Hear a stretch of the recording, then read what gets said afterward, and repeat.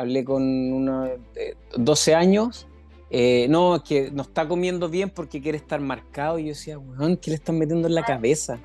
Ahora, esos mismos problemas que venían de antes, tú los puedes tratar, pero con las redes sociales tú los liquidas. Porque estos niños que en la pandemia o en la casa estuvieron pegados a la pantalla porque molestaban mucho, porque yo tenía que hacer muchas cosas, etcétera, no desarrollaron esas destrezas sociales y que en unos años más, pero más o menos en 15 años más, va a ser para mayores de 18, al igual que el tabaco, al igual que el alcohol. Entonces, ¿cuántos niños más tienen que sufrir para engordar esta lista y estos números? Bueno, ya lo estamos hablando de las redes sociales, ¿no es cierto? Que te imponen un deber ser que es súper maquiavélico porque sobre todo los niños, niñas, y a mí me ha pasado, paréntesis, bueno, yo me dedico a entrenar gente, yo soy preparador físico, soy profesor y he hecho diplomado y máster en nutrición, en bioquímica energética, etcétera. Entonces, me dedico a entrenar gente, pero también tengo los dos espectros, gente de muy alto rendimiento, triatletas, y gente que quiere aprender o mejorar su vida desde el punto de vista de la nutrición, del movimiento. Y bueno, y dentro de este espectro me tocan niños. Ayer hablé con unos 12 años. No, es que no está comiendo bien porque quiere estar marcado. Y yo decía, weón, ¿qué le están metiendo en la cabeza? Claro, 12 años. O sea, no quiere rendir, no, que él quiere tener músculo y estar marcado para sacarse la polera. Heavy. Ya, Caro, Ya, vamos. partamos. Bienvenidas y bienvenidos a un capítulo más de Artesanos de Nuestra Salud. Ya saben, un programa de conversación muy relajado en el living de nuestra casa, pero no por eso menos profundo. El día de hoy tengo una invitada de lujo, como todos los programas, la Caro Pérez. Ella es educadora de párvulo, es máster en educación y tengo que agregar el Harvard porque eso da mucho prestigio, de verdad. Y acaba de escribir un libro que a mí me fascina y que yo he tratado de publicitarlo mucho, ¿no es cierto? Que es Secuestrados por las pantallas. Así que de esto queremos conversar, Caro, y gracias por darnos un poquito de tu tiempo. Muchas Bienvenida. gracias, pero por favor, hay que mencionar que en esta conversación siempre presente Mr. Brain y Neurona. Siempre estamos los tres juntos, ¿eh? Me encanta, Mara. Qué buen mensaje ese, lúdico, porque yo ya en el fondo con tu sonrisa, con mostrar ese cerebro, esa neurona, ¿no es cierto? Me imagino, niño ya tiene una distinta predisposición al aprender, que eso es fundamental. Sí, mire, yo nunca me olvidé, yo estaba en Harvard y teníamos muchas clases donde invitaban a doctores de la Facultad de Medicina de Harvard, o sea, pesos pesados, secos, increíbles, que publicaban libros por tonelada. Y ellos iban a nuestra Facultad de Educación y nos decían, nosotros como doctores, como científicos, no sacamos nada con tener toda la evidencia guardada en el laboratorio. Tenemos que contárselas a ustedes, los profesores, para que ustedes la bajen al lenguaje de padres, de niños, y ustedes cambien sus formas de ser profe, pero también que le cuenten a los papás.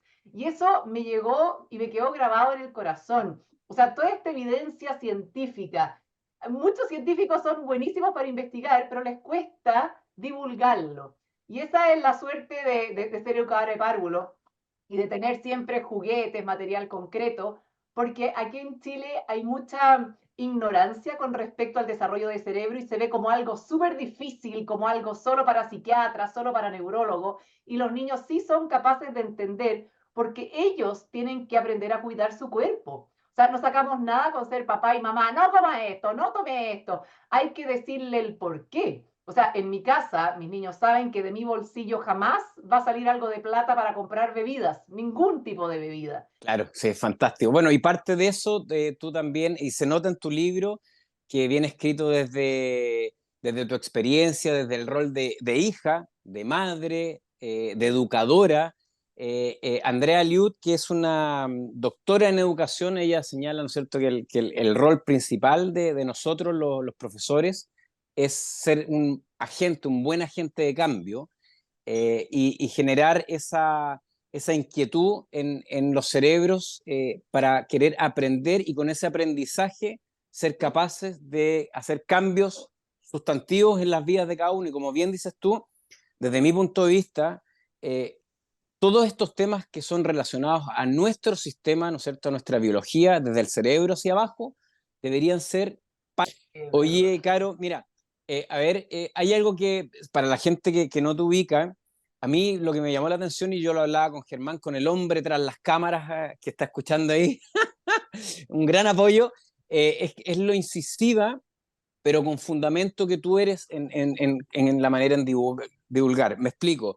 Aparece X persona en un canal de televisión hablando sobre un tema en particular, por ejemplo, lo que nos convoca a las pantallas de los niños, y tú, de manera, no sé si instantánea, pero muy pronto, en tal canal, la señorita o señor X, lo nombras, está diciendo cosas que no está, que no tiene apoyo de evidencia científica, y acá está la evidencia. Y eso yo lo encuentro, pero fundamental y fantástico. ¿Esa no te ha traído problemas el ir tan de frente, cosa que nosotros no estamos acostumbrados a hacer? Mira, yo nunca me voy a olvidar, mi hermana vivió en Francia un par de años y a mí me impresionaba eh, cómo no tan solo debatían y conversaban y de manera firme, sin faltar el respeto, pero también cómo se oponían a la injusticia. Eso a mí me impactó. O sea, y estoy hablando de injusticias chicas, o sea, que el metro suspendió una parada por no sé qué. Hoy la gente hacía esta protesta o silenciosa, o se ponían ahí con su pancarta, sin destruir nada, sin gritar, pero siempre explicando su postura. Y a mí, mi papá especialmente desde chica me decía, si tú ves una injusticia con respecto a una amiga, una compañera de curso o algo, tú lucha por cambiarlo. Siempre en el camino te vas a encontrar gente que te va a apoyar o que te va a tirar tomate, pero si tú ves que hay algo que a ti de guata no te parece, lucha por eso. Y yo siempre lo vi a él luchar en el fondo, sus principios. Entonces uno lo aprende como hijo. Entonces, yo no siento que sea tan directa ni nada, sino que yo digo la verdad. También, obviamente, esa verdad puede ir en contra de otra persona que piense otra cosa, pero yo siempre lo hago con respeto. Yo nunca, eso de andar Y con evidencia, con eso es evidencia, hay fundamental. gente que no está funando. A ver, para mí funar es decir, la Kitty es fea, todos tirémosle tomate. No, y Sí, eso, y más encima cuando se trata de niños. Ya, si tú me dices, me carga tu polera, a mí me da lo mismo. Eres una ridícula por andar con oreja, me importa un soberano rábano.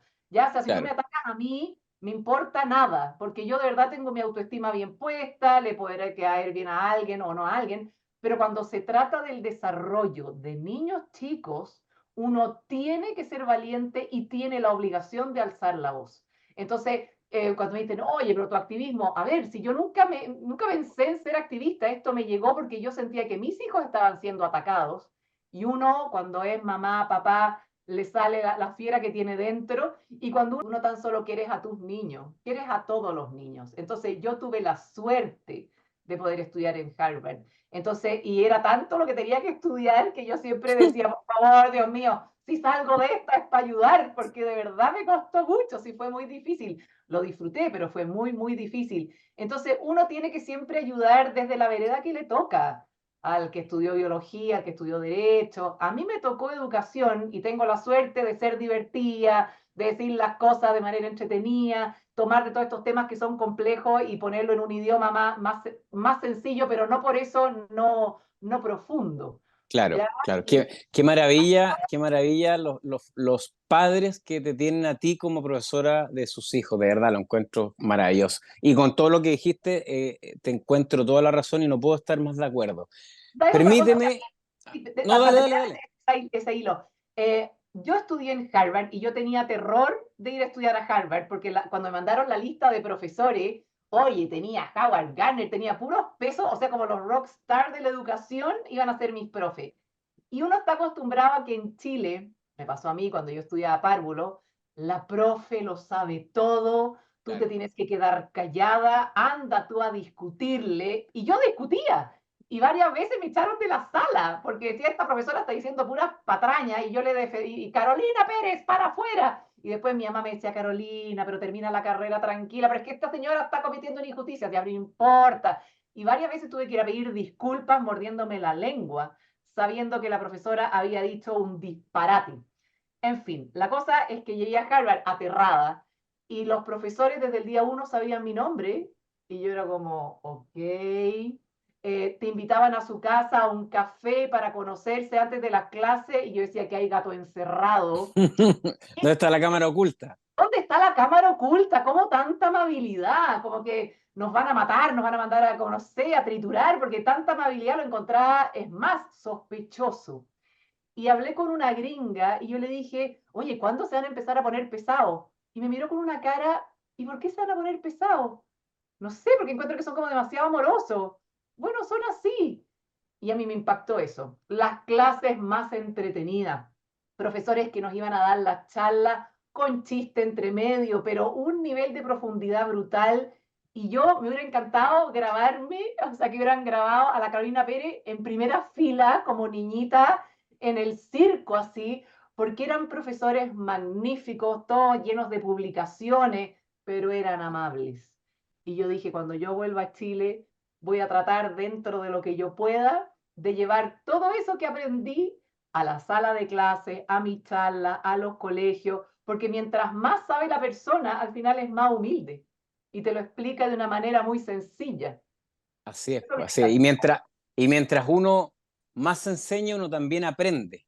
Y eso es lo fantástico del rol que tenemos de alguna otra forma, ¿no es cierto? Algunos más directos la sala de clases propiamente tal, con trabajar con seres humanos, que es una tremenda responsabilidad, y más en tu caso, que se está formando, ¿no es cierto? Ese cerebro, ese individuo, pero al mismo tiempo ser social.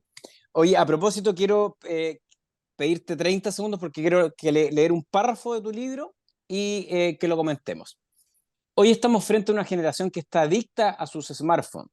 No han aprendido todavía a controlar sus impulsos y tampoco han aprendido a pedir ayuda cuando están tristes. Es por esto que hoy hay muchos niños, niñas y adolescentes aislados en sus piezas, aislados en los recreos, tristes y que encuentran placer en algo que está pegado en la palma de sus manos. Esta soledad y aislamiento destruyen las relaciones personales. Es lo y que tú también lo citas en tu libro a Lev Vygotsky, ¿no es cierto? El psicólogo ruso de principios del siglo XX, que él básicamente señalaba que los niños tienen que aprender jugando y, y, su, y sus funciones ejecutivas, que te voy a pedir que nos expliques a qué corresponde, se van desarrollando en ese juego, ¿no es cierto? La autorregulación, la planificación, etcétera. ¿Qué está pasando en este momento con los teléfonos, con las pantallas? ¿Por qué especialmente el teléfono, esta pantalla interactiva, está secuestrando tanto nuestro cerebro?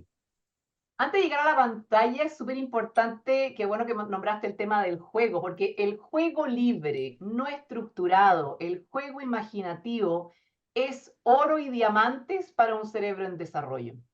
Es más, en la pandemia, cuando estamos, que vamos todos a morir, que el virus, etcétera, cuando un niño jugaba y empezaba, piu, piu, esto, lo otro, eso blinda a un cerebro de un niño de todos los estresores que hay por afuera.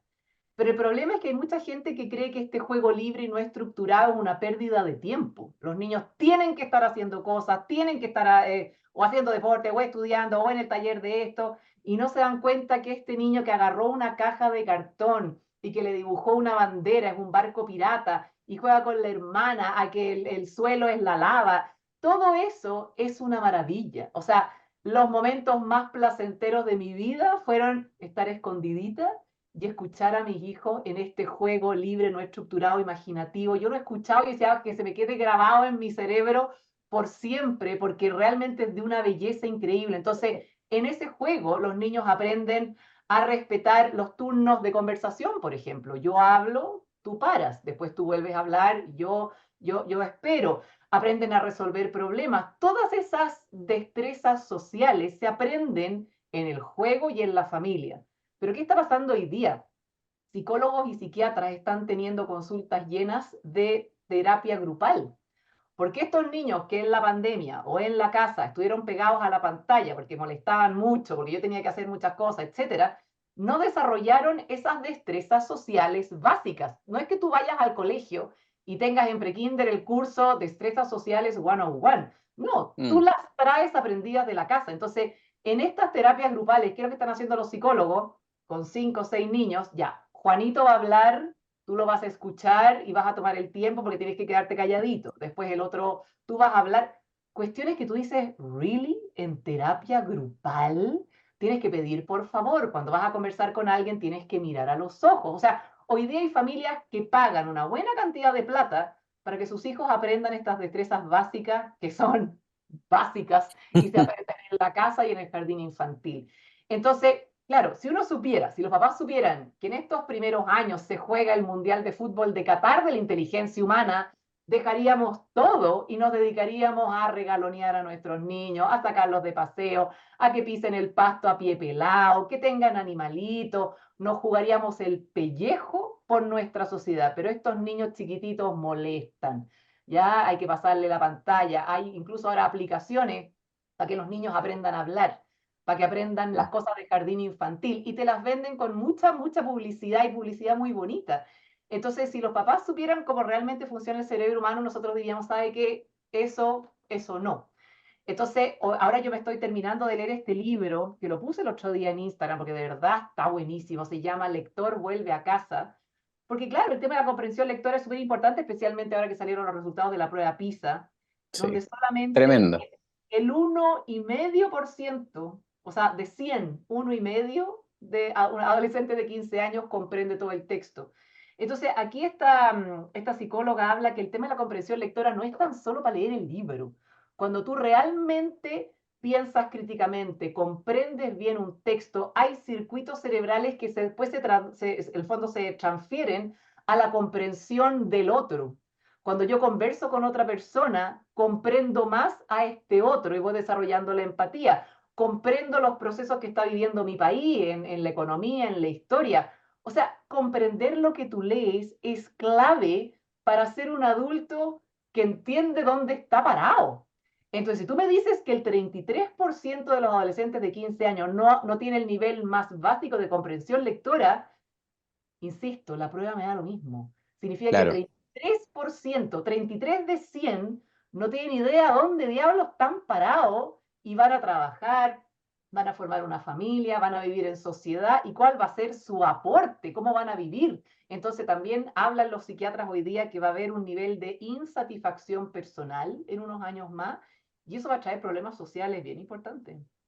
O sea, yo creo que también ya se están viendo las cifras alarmantes y que tiene relación a lo que estabas recién hablando de, de no conformidad con uno mismo, del sobrepeso, del sedentarismo, de lo que tú decías, de no tener la capacidad de estar, de aburrirme, de estar tranquilo y de crear, porque el aburrimiento es maravilloso. O sea, la base de la creatividad puede ser también el aburrimiento y el ocio. No es malo tener tiempos sin hacer nada. Hay un libro, no recuerdo del científico, creo que es un neurocientífico que se llama eh, la capacidad, no, ay, se me fue.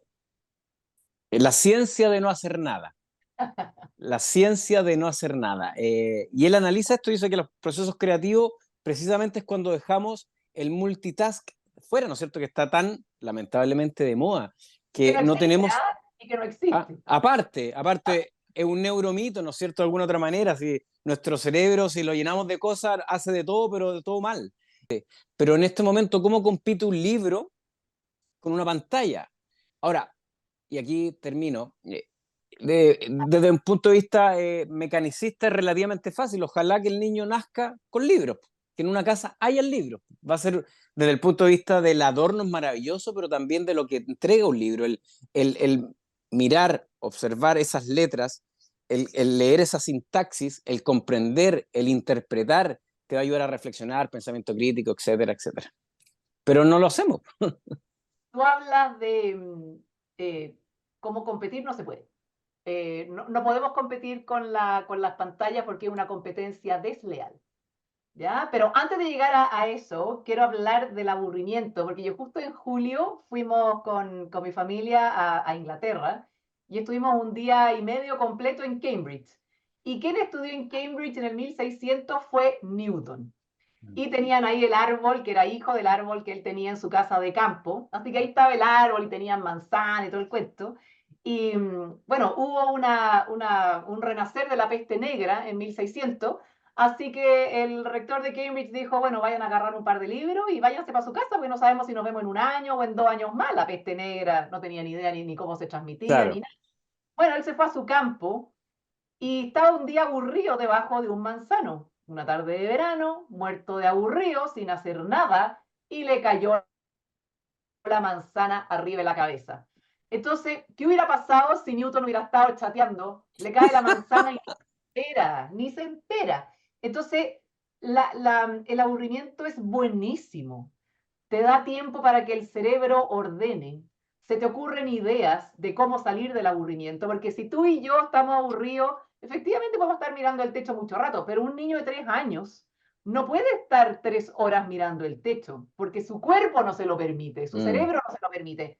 Empieza a buscar cosas, a trepar. Obviamente ahí viene, no, que no vaya a ensuciar, que no se vaya a caer, porque hay peligro en la curiosidad, ¿te fijas? Pero si uno entiende que a ese niño curioso se le van a ocurrir cosas, bueno, yo veo de tener mi casa segura, de que no haya un río, que no esté la piscina sin reja, porque el niño va y se tira al agua de puro curioso. ¿Te fijas? Entonces, y de puro aburrido, porque busca hacer cosas. Entonces, tratamos de minimizar a tal nivel los riesgos que todo nos da terror. Entonces, es mucho más fácil tener al niño tranquilo con una pantalla. Ahí me voy al tema del filtro, porque ya me los anoté, porque si no después se me olvida. Hoy sí, sí, día está bien. ya hay varias cirujanas plásticas que me han dicho que han llegado a la consulta, niñitas de 13 años con sus mamás Uf, pidiendo cirugía, y tú dices, ya, ok, tengo no sé, la oreja chueca, la nariz para otro lado, no lo sé. No, quiero ser yo misma, pero con el filtro 1984. Y tú dices, ¿qué onda? O sea, la niña todavía no está ni tremendo. bien desarrollada, y tú dices, ya, pero fue la mamá la que la llevó a la consulta. Entonces, el otro día también en la consulta del dentista, una niñita de octavo con frenillo fijo, y le decía la mamá, ni siquiera la niñita, el dentista, no, es que tiene fiesta de octavo el sábado, así que saquen los frenillos fijos hoy día para que salga linda en la foto y después el lunes se los vuelve a poner.